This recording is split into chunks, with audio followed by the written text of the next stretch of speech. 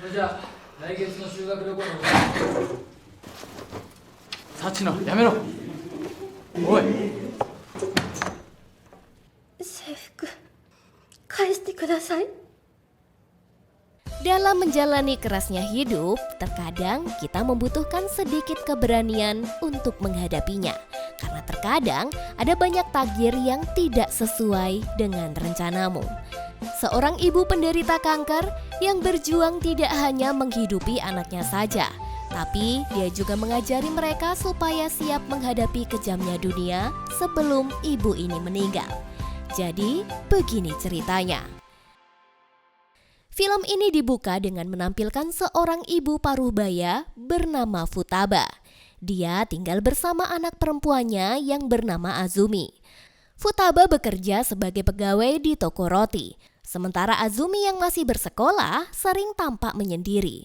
Pada suatu pagi, Azumi mengaku dia tidak enak badan, sehingga dia pun meminta izin kepada ibunya untuk bolos kuliah. Meskipun begitu, ibunya tidak menghiraukan alasan itu dan tetap menyuruhnya berangkat. Namun di sekolah, Azumi ternyata tengah menghadapi masalah lain. Ternyata dia menjadi korban bullying dari 3 teman sekelasnya. Hal ini pun mungkin menjadi alasan mengapa tadi pagi dia tidak mau berangkat sekolah di hari itu. Pada pelajaran melukis, Azumi menunjukkan bakat luar biasa dalam menggambar, hingga dia mendapatkan pujian dari guru. Tapi 3 siswa pembuli nampaknya tidak senang. Mereka lalu datang dan menghampiri. Awalnya, gadis-gadis ini pura-pura memuji lukisannya. Namun pada akhirnya, mereka mengeluarkan semua cat dan melumurinya di tubuh Azumi. Alhasil, para guru yang melihatnya langsung membawa Azumi ke ruang UKS. Futaba yang hari itu sedang sibuk bekerja, menerima telepon dari pihak sekolah yang memberitahukan kondisi Azumi. Begitu tiba di ruang UKS, Futaba melihat putrinya dengan baju yang penuh dengan noda tinta. Azumi bersikukuh mengatakan bahwa itu adalah kesalahannya sendiri. Futaba yang tahu jika Azumi menutupi semua kejadian sebenarnya, akhirnya memutuskan untuk tidak memperpanjang masalah. Futaba lalu menyuruh Azumi untuk berganti baju. Di ruangan UKS, pihak sekolah sempat bertanya tentang ayah Azumi. Futaba menjawab bahwa ayahnya sudah pergi dari rumah bertahun-tahun yang lalu.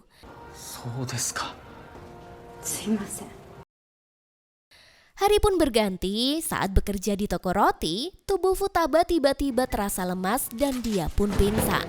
Rekan kerja di toko pun langsung membawanya ke rumah sakit. Futaba berpikir dia mungkin kelelahan saja. Namun saat mendengar hasil diagnosa, tiba-tiba ekspresinya berubah begitu dokter mengatakan bahwa dia mengidap kanker stadium 4. Kanker pankreas yang sudah menyebar ke hati dan ginjal bahkan bisa menyerang ke otaknya. Meskipun mencoba tertawa dan menghadapinya dengan santai, wajah Futaba langsung berubah sedih begitu mendengar ada penyakit mematikan di dalam tubuhnya itu.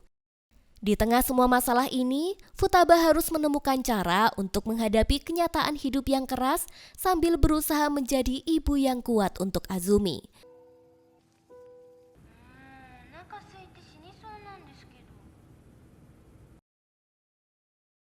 Futaba kemudian memutuskan untuk mencari suaminya yang sudah lama hilang entah kemana.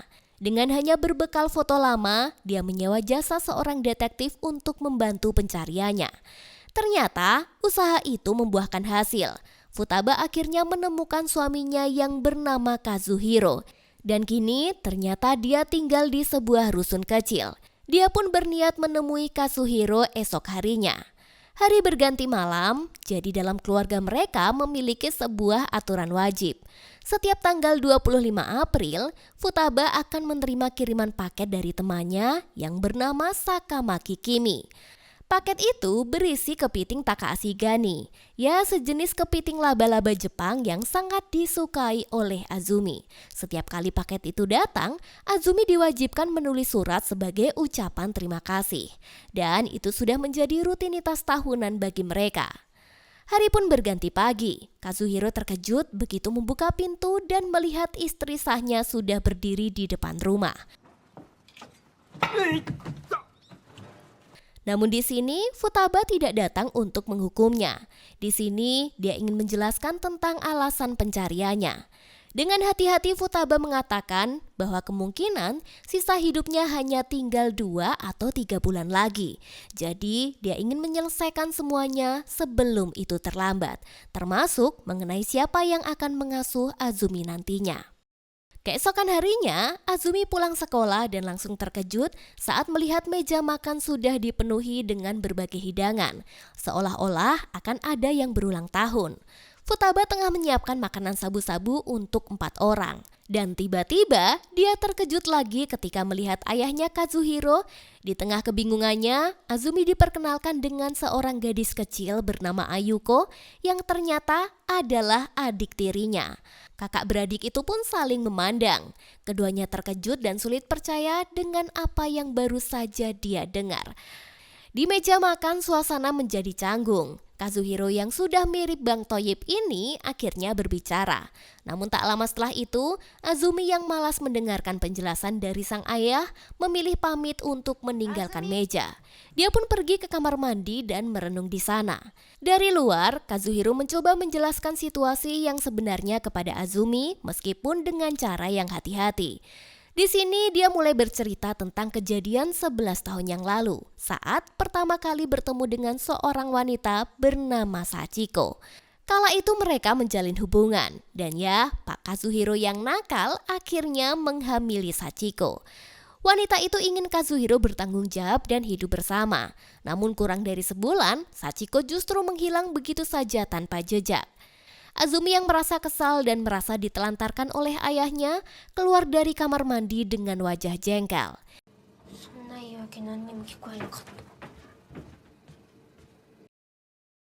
Pagi berikutnya saat sarapan, Futaba mengungkapkan bahwa usaha pemandian air panas milik mereka yang dulu sempat tutup kini akan dibuka kembali. Futaba mengatakan bahwa mereka harus membantu usaha ini. Siang itu, mereka mulai membersihkan pemandian yang sudah lama terbengkalai. Azumi yang masih menyimpan kekecewaannya ingin memastikan apakah benar Ayuko ini adalah saudara tirinya. Hingga tibalah keduanya diberi tugas untuk membagikan brosur. Azumi mencoba membuka percakapan dengan Ayuko. Karena rasa penasaran, dia pun menanyakan apakah benar Ayuko adalah anak kandung dari ayahnya. Ayuko pun dengan jujur menjawab, 知らない。突然パパだって言われたな。あんな人が。知らない。 Hari yang ditunggu pun tiba, yaitu di mana pembukaan kembali pemandian air panas. Tempat itu pun langsung dipadati pengunjung, dan Futaba merasa senang melihat usaha mereka mulai berjalan. Setiap orang punya tugasnya masing-masing. Futaba bertugas sebagai kasir, sementara Kazuhiro bertanggung jawab mengawasi perapian agar tetap terjaga suhunya. Tiba-tiba, Azumi menghampiri ayahnya dan mengungkapkan semua kekesalannya yang dia pendam selama ini. Sejak kepergian ayahnya yang tidak bertanggung jawab, betapa sulit hidup mereka selama ini. Sedangkan Kazuhiro hanya bisa diam saja saat mendengarkan hal itu. Hari berganti, Futaba yang sedang cuci piring tiba-tiba mengalami kram di tangannya. Kazuhiro pun membawa Futaba ke rumah sakit untuk pemeriksaan lebih lanjut. Dokter memberitahunya bahwa kanker sudah menyebar ke hampir seluruh tubuh Futaba dan sudah tidak ada lagi kemungkinan untuk melakukan operasi ataupun terapi radiasi. Dokter hanya bisa memberikan saran agar Kazuhiro lebih menjaga kondisi Futaba dalam sisa waktu yang sudah ada. Sebelum mereka pulang, Kazuhiro menyarankan agar Futaba mencari rumah sakit yang lebih besar di Tokyo. Namun, Futaba merasa dia sudah pasrah. Dia tidak ingin memperpanjang lagi hidupnya dengan perawatan yang mungkin akan terasa sia-sia. Futaba hanya ingin menjalani sisa hidupnya dengan sesuatu yang jauh lebih bermakna. Kita kembali ke Azumi.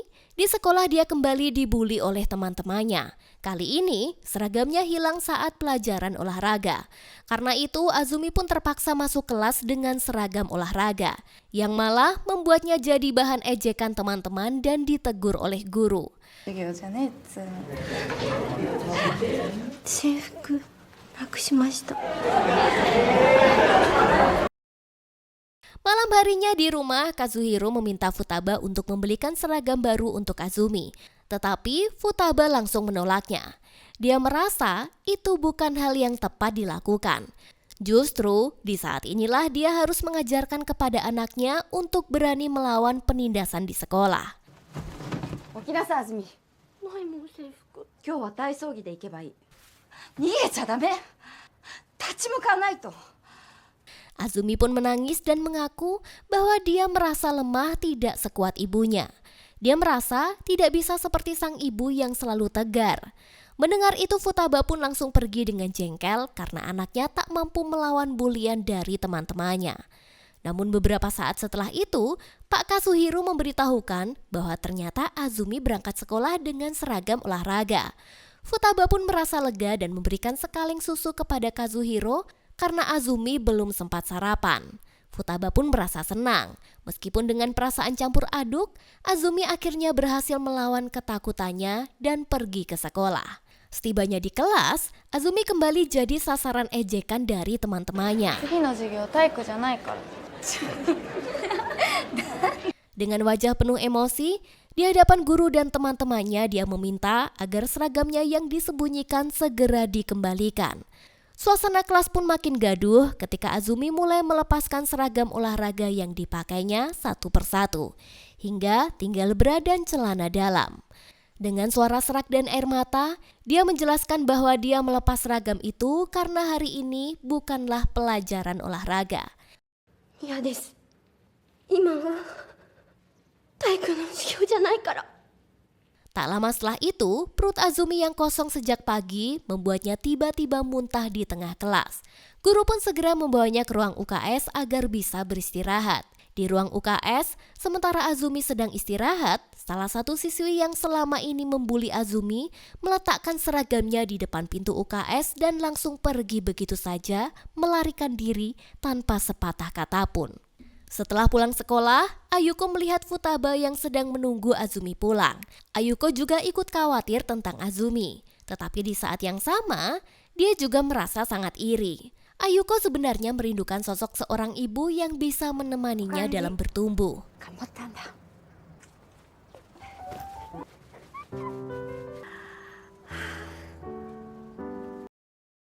Suatu hari, saat Futaba sedang membersihkan tempat pemandian, dia melihat Ayuko diam-diam sedang mengambil uang dari meja kasir.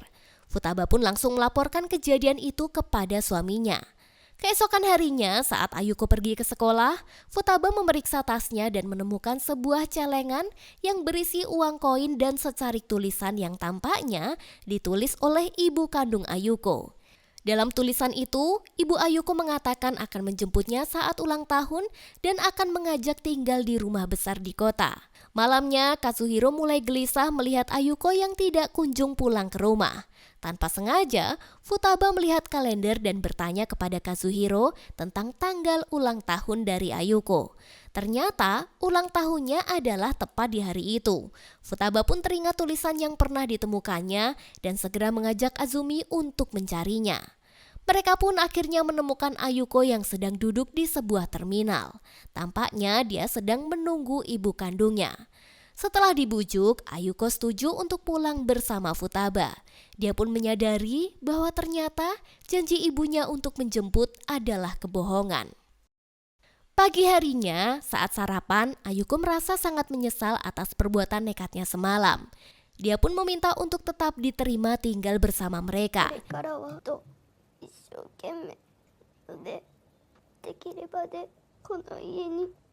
Dia juga meminta izin untuk terus menyukai ibu kandungnya. Futaba dengan lembut mengizinkannya tinggal kapanpun saja dia mau. Dia benar-benar tidak membeda-bedakan antara anak kandung ataupun anak tiri. Beberapa waktu kemudian, saat sedang berbincang dengan Kazuhiro, Futaba bercanda.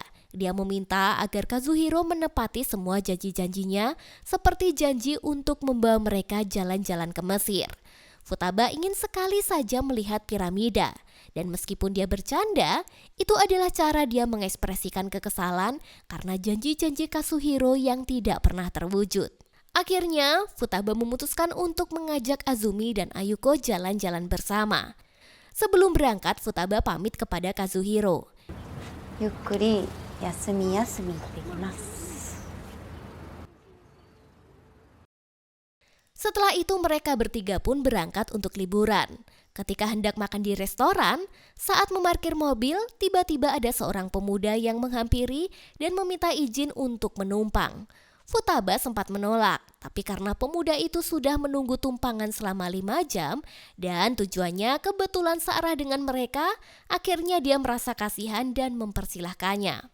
Pemuda itu lalu memperkenalkan diri dengan nama Mukai Takumi.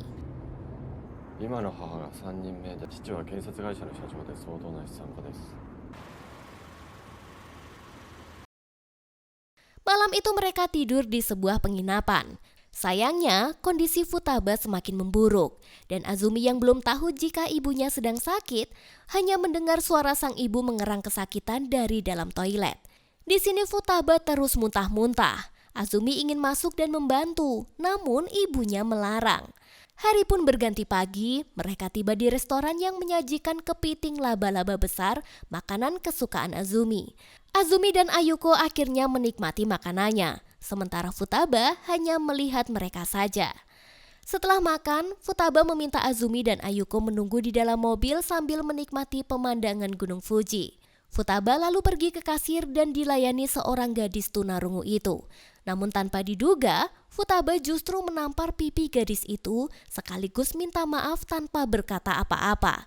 Gadis itu pun terlihat kebingungan dengan sikap pelanggannya. Di dalam mobil, Futaba terdiam sejenak.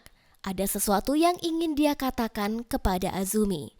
Dia mengatakan bahwa pelayan yang tunarungu tadi bernama Kimi Sakamaki dan dia adalah mantan istri Kazuhiro sebelum mereka menikah. Kazuhiro dan Futaba menikah 15 tahun yang lalu, sementara Azumi sekarang sudah berusia 16 tahun. Kenyataan pahit ini pun membuat Azumi terdiam. Azumi tidak percaya dan merasa bahwa itu semua bohong. Futaba pun melanjutkan ceritanya dengan suara lirih. Dia menjelaskan bahwa ketika Kimi Sakamaki berusia 18 tahun, dia bertemu dengan Kazuhiro dan setahun kemudian melahirkan Azumi. Namun karena keterbatasan fisiknya, Kimi tidak bisa merawat Azumi dan akhirnya dia pun pergi meninggalkan anaknya. Maksud dari Futaba berbicara ini karena dia ingin agar Azumi bertemu dengan ibu kandungnya. Namun Azumi menolak keras. Dia sangat takut menghadapi kenyataan pahit ini dan bersikeras tidak mau menemui ibu kandung. Futaba mencoba membujuknya. Dia pun memberikan semangat dan mengatakan bahwa meskipun mereka tidak sedarah, Azumi tetap adalah putri yang dia sayangi. Sambil mengusap air mata Azumi, Futaba kembali masuk ke dalam mobil. Dia pun meninggalkan Azumi yang masih berdiri di luar. Azumi akhirnya mengerti mengapa setiap tanggal 25 April ibunya selalu menyuruh menuliskan surat untuk wanita yang bernama Kimi. Meskipun dulunya dia sama sekali tidak tahu siapakah wanita ini. Ternyata tanggal itu adalah hari di mana ibu Kimi meninggalkan Azumi saat masih bayi. Azumi juga baru sadar kenapa Futaba mengajarinya bahasa isyarat, semua itu agar suatu hari nanti bisa berkomunikasi dengan sang ibu kandung.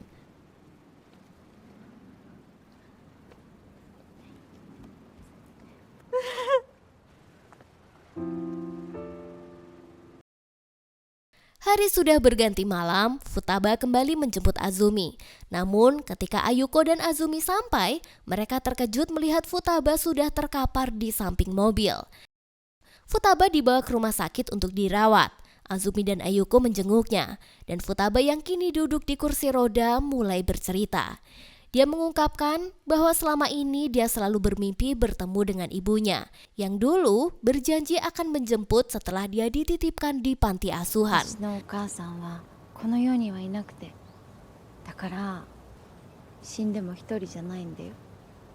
Saat perjalanan pulang, Azumi meminta Ayuko berjanji untuk tidak menunjukkan wajah sedihnya.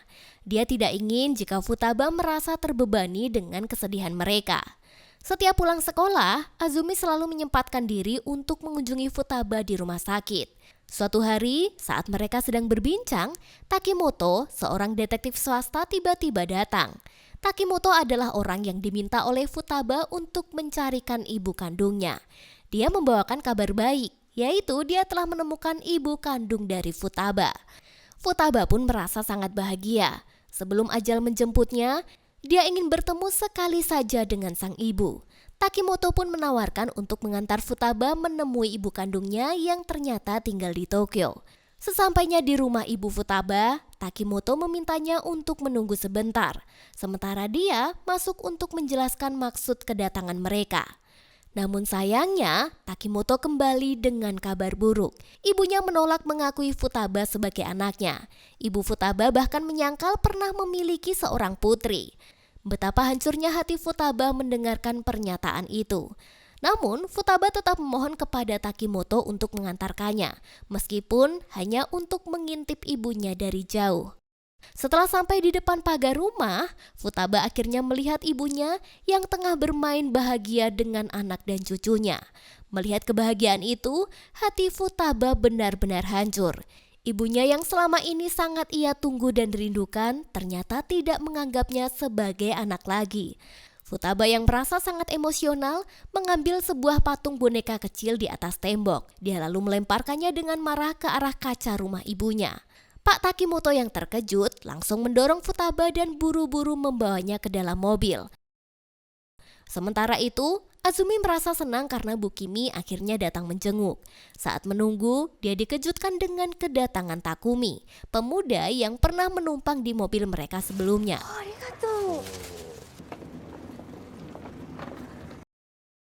Saat makan malam, Kazuhiro meminta agar semua mengikuti keinginan Futaba setelah makan. Jadi, dia berencana untuk memberikan kejutan terakhir.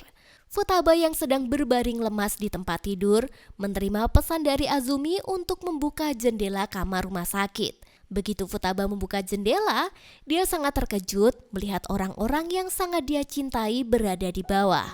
Mereka membentuk sebuah piramida manusia dan anak Takimoto memanggilnya dari bawah. Ini adalah kejutan yang mereka persiapkan untuk Futaba.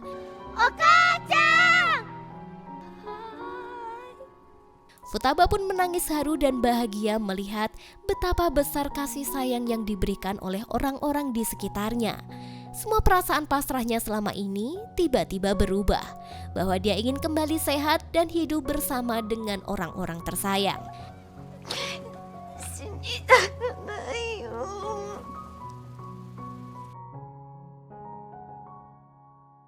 Setiap hari Azumi selalu menjenguk Futaba.